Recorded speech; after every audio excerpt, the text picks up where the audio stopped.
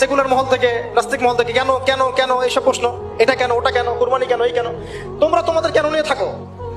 আমার উত্তর কেন, কারণ আল্লাহ এটা করতে বলেছেন তাই।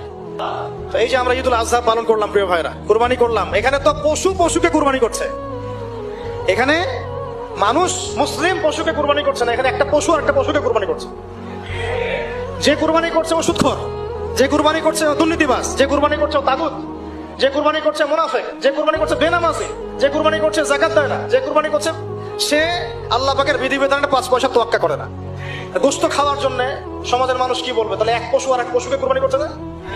বরং এখানে তো যে জবাই হচ্ছে, যে ইসমাইলের ভূমিকা পালন করছে, এই পশুর চেয়ে অনেক ভালো, অবশ্যই ভালো। আল্লাহ পাক কি বলেছেন, উলাইকা কাল আনআম বাল হুম আদাল, বরং এরা পশুর চেয়েও নিকৃষ্ট। কারা?